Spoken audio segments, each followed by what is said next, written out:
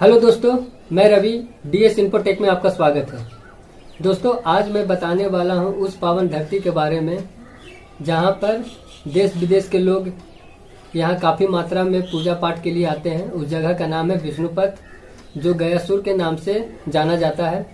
आज गयासुर के ही कहानी मैं बताने वाला हूं। अगर वीडियो पसंद आए दोस्तों तो लाइक करिए, शेयर करिए, सब्सक्राइब करिए। Thank you.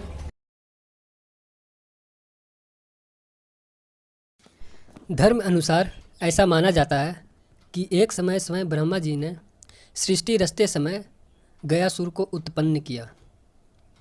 उसने कोलाहर पर्वत पर जाकर घोर तप करने लगा और बहुत दिनों तक सांस रोककर खड़ा रहा।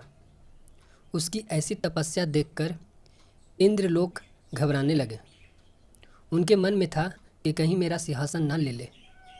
ऐसा विचार कर सब देवता ब्रह्मा, शिव सहित विष्णु भगवान के पास गए और पूरा व्याख्या बताने लगे। तभी विष्णु भगवान ने गयासुर को तपस्या से खुश होकर वरदान मांगने को कहा।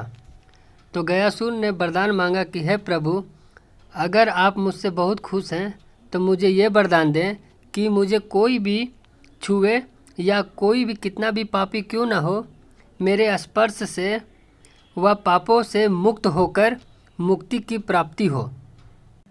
विष्णु भगवान गयासुर को ये वरदान देख के वहाँ से चले गए। लेकिन हुआ यूँ कि जितना भी पापी था वो गयासुर का दर्शन करके, स्पर्श करके पापों से मुक्त हो जाता था और उसको मोक्ष प्राप्त हो जाता था। जैसे जैसे समय बढ़ा और समय के साथ साथ यमपुरी खाली होने लगा। जब यमपुरी पूरा खाली होने लगा और यमराज के पास कोई काम नहीं था, तब यमराज ने तुरंत ब्रह्मा जी के पास जाकर यमपुरी खाली होने की घटना कहने लगे।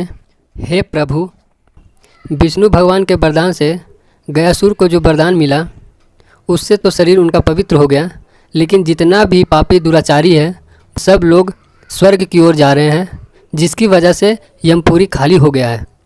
यह बात सुनकर ब्रह्मा जी और सभी देवतागण विष्णु भगवान के पास गए और उन्होंने यह यमपुरी खाली होने की घटना को बताने लगे। तभी विष्णु भगवान ने ब्रह्मा जी से बोले, हे ब्रह्मदेव, आप गयासुर के पास समीप जाकर यथार्थ उसका शरीर यज्ञ के लिए आप मांगें।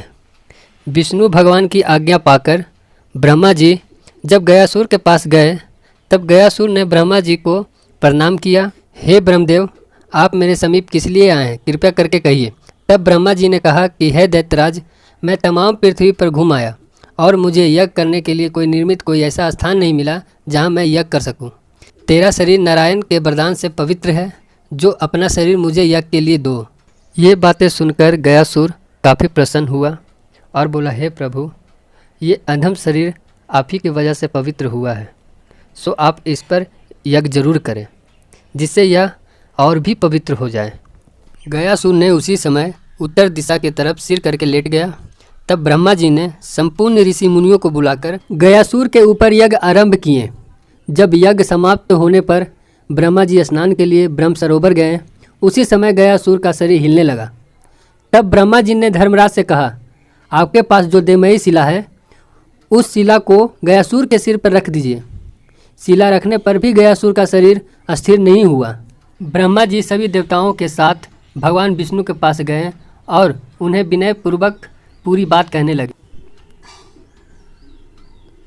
विष्णु भगवान ने अपने शरीर में से एक विष्णु मूर्ति निकाल कर दी, लेकिन विष्णु मूर्ति गयासुर के ऊपर रखने पर भी गयासुर का शरीर अस्थायी रूप से हिलता ही रहा।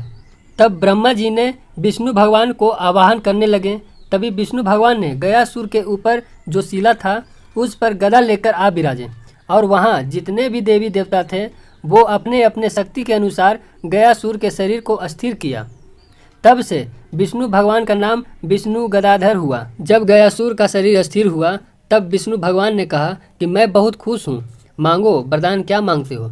तब गयासुर ने कहा, हे प्रभु, मुझे ये वरदान दीजिए कि जब तक सूर्य चंद्रमा पृथ्वी पर है तब तक मेरे ऊपर इस शिला पर सभी देवी देवता विराजमान रहे। यह तीर्थ मेरे नाम पर हो।